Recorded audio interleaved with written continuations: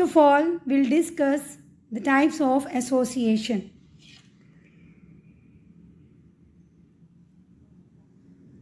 Word association represents just one type of association with human and his consciousness operate with. There are also visual, related to sight, auditory, related to hearing, tactile, that is used for the sense of touch, gustatory, concerned with tasting, and olfactory association, which means relating to sense of smell. So all these sensuousness are included in this association. Each of these types of association is tied with specific sensory organs. Moreover, all these types of associations are interconnected. When word association may arise in response to stimulation of any of these senses, for example, a person sees an object and associate the word with it.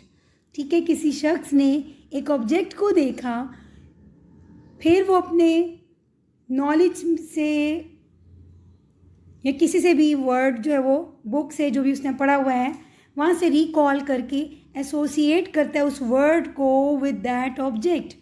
The name of the object as well as the accompanying word, कि उस object का name क्या है वो उससे relate करेगा, associate करेगा, and then other words जो कि उससे रिलेटेड होंगे. The characteristics of the object, and these words might be connected with the qualities or the characteristics of that object. Imagine that you are in the city. So I'm going to give you an example. कि आप imagine करें कि आप एक शहर में हैं and you have to cross the road. You observe the road equipment made in the form of box with 3 different sections. One is lighting with either of red, yellow or green. ठीक है, traffic signal जिसे हम लोग कहते हैं. You merely see this in the traffic lights. You do not even think about why it is so. ठीक है, आपको पता है कि ये लाइट जो है वो ट्रैफिक सिग्नल के तौर पर यूज़ होती हैं, गाइड करती हैं ट्रैफिक को कि कब रुकना है, कब रेडी टू स्टार्ट रहे हैं एंड कब उन्होंने स्टार्ट करना है ड्राइविंग को. And we don't think why it is so, कि ऐसा क्यों है, what is the reason behind this. The visual image of a vertical box which has 3 sections mounted on a column near the pedestrian crossing causes word association, traffic lights and related characteristics, green light. ठीक है, so these words remind us that and associate with the traffic signals, traffic lights. Conversely, when a person reads a book and sees printed word traffic lights, visual association start to work. कि उस शख्स ने जो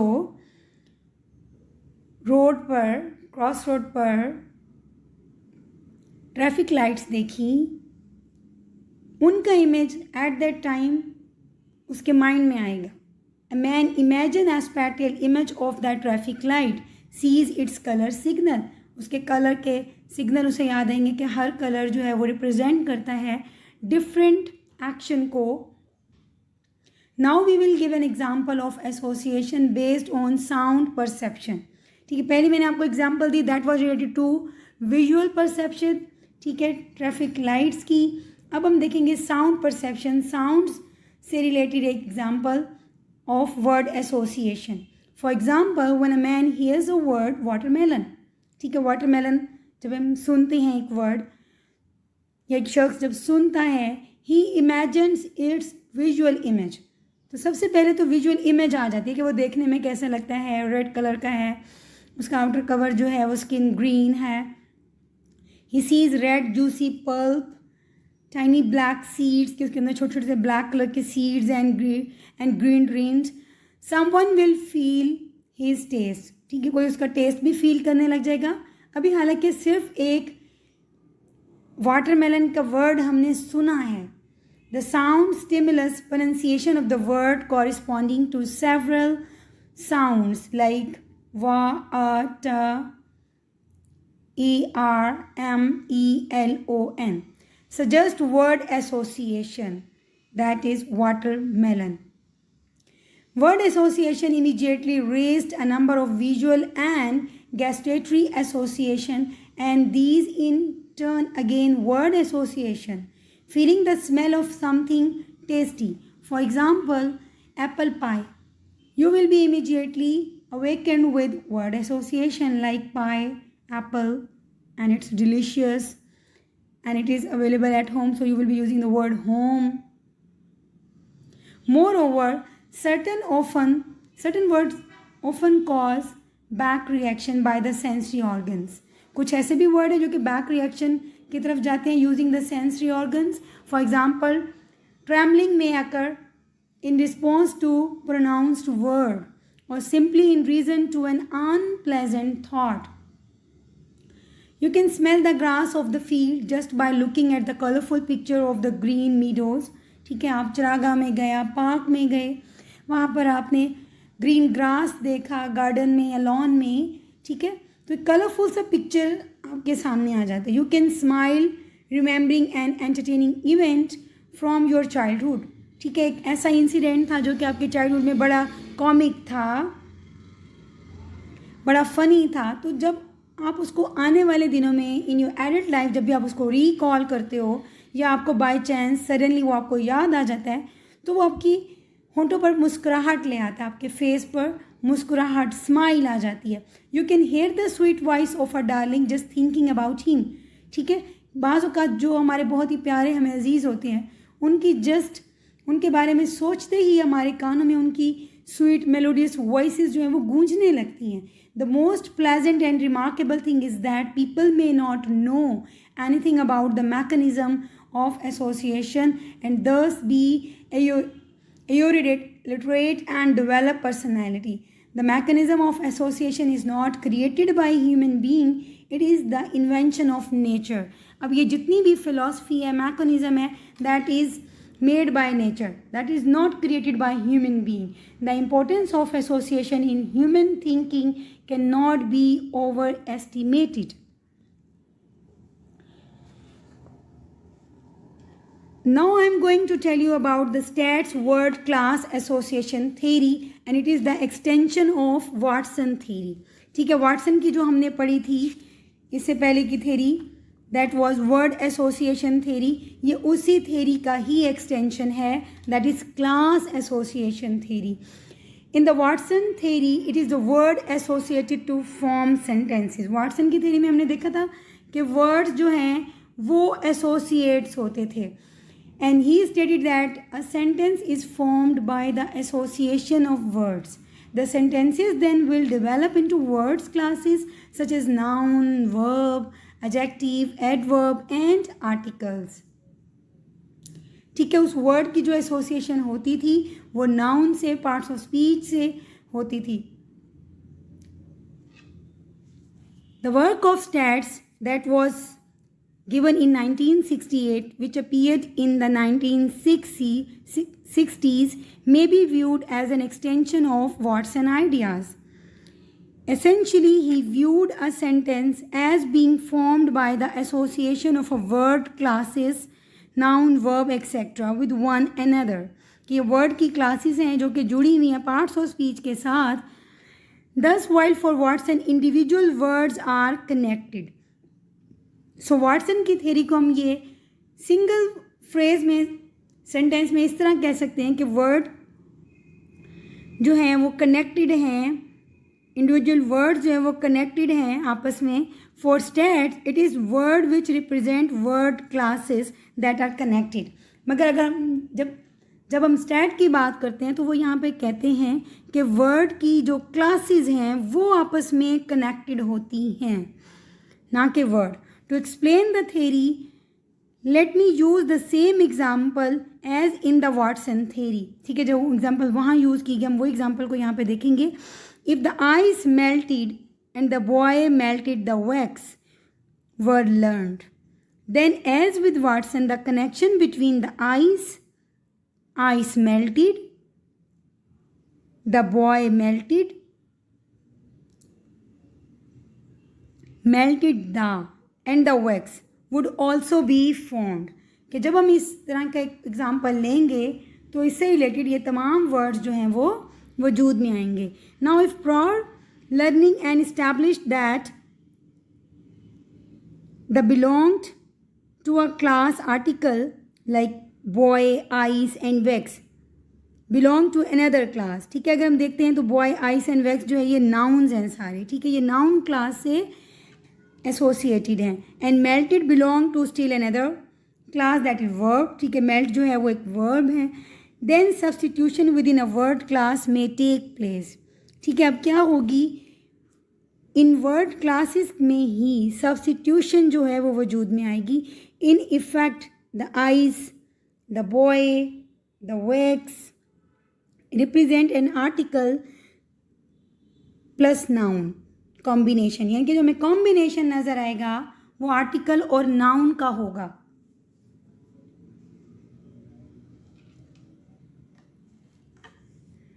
while ice melted, अगर हम देखें यहाँ पे मैं आपको बताऊँ कि ये है combination of article and noun. On the other hand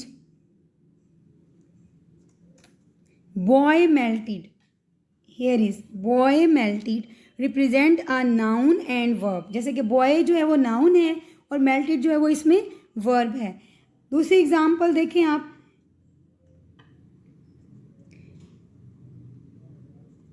noun और वर्ब का जो है यहाँ पर कॉम्बिनेशन किया गया। As a result not only could the novel grammatical sentences the boy melted the ice be generated but so could the girl melted the ice as long as girl and boy had been previously learned as member of the same class. क्योंकि दोनों ही noun हैं तो हम boy की जगह पे girl जो है वो एज ए सब्स्टिट्यूट हम वहाँ पर यूज़ कर सकते हैं, सेम क्लास से बिलोंग करते हैं। ये वाटसन थ्योरी बेस्ड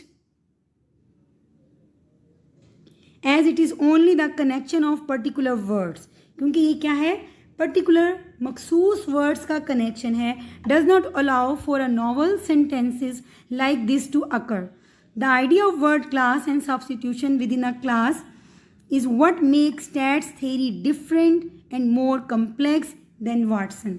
सो ये पॉइंट आपने माइंड में रखना है डियर स्टूडेंट कि जो आइडिया है वर्ड क्लास का and substitution with in the class, कि एक तो वर्ड की क्लास है और उसी क्लास में आप सब्स्टिट्यूशन जो है वो यूज़ करेंगे। यही वो चीज़ है जो कि स्टैट्स की थ्योरी को डिफरेंट एंड कम्प्लेक्स बनाती है as compare to Watson theory. Adequacy of the language knowledge, adequacy mean acceptability. However, stats theory suffer from some of the same deficiency as Watson। जैसा कि हमने देखा वाटसन की theory में भी कुछ वीकनेसेस थी, डेफिशिएंसीज थी। Same is the case with stats theory. The same mechanism or the philosophy which will produce novel grammatical sentences will produce ungrammatical ones as well। इनके कुछ ऐसे सेंटेंसेस भी फॉर्म होंगे जो कि ग्रामेटिकली सही नहीं होंगे। द सेम नॉन सेंसिकल कहते हैं मीनिंगलेस को। Non sensical strings of word which Watson theory produce, for example the boy melted the ice, melted the boy, melted will also be produced by stat, the only difference is being that other similarly nonsensical strings will be produced by substitutions. For example, the girl melted the ice, melted the girl, melted, यानी कि हमने with in one class of noun boy की जगह girl की substitution की है। अब इसमें फैक्ट ये है कि ऐसी चीज़ें, ऐसी स्ट्रिंग्स कैन बी जज as ungrammatical without the presence of any relevant context, क्योंकि इस एग्जाम्पल में हमें कोई भी रेलिवेंट कॉन्टेक्स्ट नज़र नहीं आ रहा, तो हम इसको अनग्रामेटिकल ही कंसीडर करेंगे. That the speaker must have other essential knowledge which control for the proper form of sentences.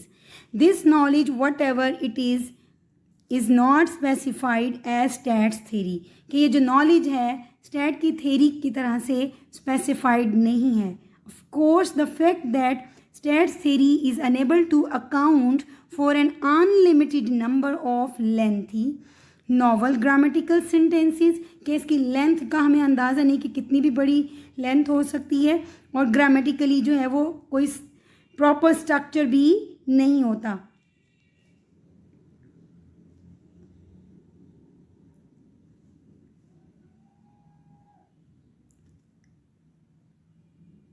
State theory is unable to account for an unlimited number of lengthy novel grammatical sentences, has no bearing on the idea of grammatical word classes like noun and verb, etc. All languages theorists believe that the word can generally be sorted into classes. तमाम जितने भी linguist हैं वो believe करते हैं, या जितने भी थ्योरिस्ट हैं उनका ये मानना है कि वर्ड जो है वो अपनी क्लासेस में ही सॉर्ट आउट किए जाते हैं. However, they do not agree on this what the basis for classification should be. मगर उनका भी इस चीज़ पर कोई एक जो है वो बेस नहीं है, एक थॉट नहीं है कि इस क्लासिफिकेशन की बेस क्या होनी चाहिए. दो बेसिस जो है वो प्रपोज की गई थी ओवर द सेंचुरीज. ठीक है, दो बेसिस जो है वो टोटली प्रपोज की गई थी. एक जो थी वो सिंटैक्टिक है और दूसरी सीमेंटिक है. Syntactic and semantic. Staats is an advocate of the syntactic basis. ठीक है, अब जो स्टैट्स हैं वो इस चीज़ को मानता है कि इसकी जो बेस है क्लासिफिकेशन की वो सिंटैक्टिक है. As were most of the linguists during what has been called the era of structure linguistic. अब structure linguistic क्या है मैं आपको बताती चलूँ यहाँ पे. That is also known as structuralism. ठीक है, इसको structuralism भी बोलते हैं.